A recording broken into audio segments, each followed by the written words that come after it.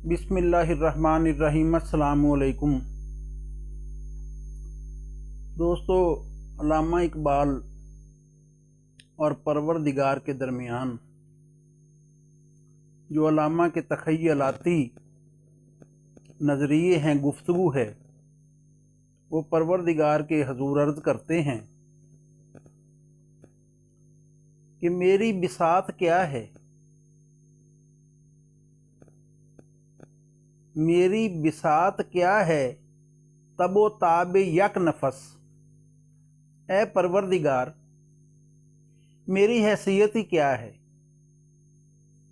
तबो ताब यक नफस, यानी कि मेरी सारी ज़िंदगी का मदार, मेरा ये तबो ताब, ये चमकना दमकना सब एक सांस की बदौलत है।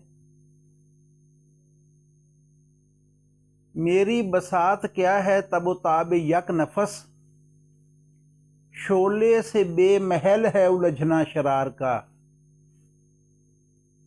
कि परवरदिगार तो ना बुझने वाला अलाव है, जिसके शोले की वसअत को अंदाज़ा कोई नहीं लगा सकता।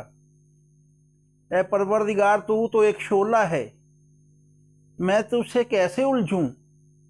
उलझना बनता भी नहीं कि मैं तो शरार हूं, एक मामूली सी चिंगारी हूं।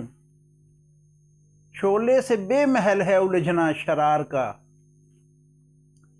पहले कर मुझे जिंदगी जाविदा अता, फिर ज़ौक़ शौक़ देख दिले बेकरार का। ऐ परवरदिगार, पहले मुझे वैसे ही ज़िंदगी अता कर दे हमेशा की, जैसे तू हमेशा रहने वाला है, तो फिर देख मेरा ये बेकरार दिल किस ज़ौक़ शौक़ से तेरी तरफ माइल होता है, किस वलवले से, किस अंदरूने जज्बे दरूं से तेरी तरफ कैसे माइल होता है। फिर देख, ये है मोहब्बत के वो पैकर जो परवरदिगार से हर किसी की दोस्ती होनी चाहिए, जैसे अल्लामा इकबाल की थी।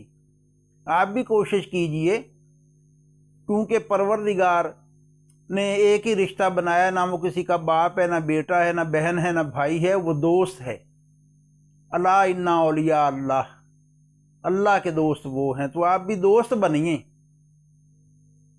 मेरी बिसात क्या है, तबो ताब यक नफस, शोले से बेमहल है उलझना शरार का, पहले कर मुझे जिंदगी जाविदा अता, फिर ज़ौक़ शौक़ देख दिले बेकरार का।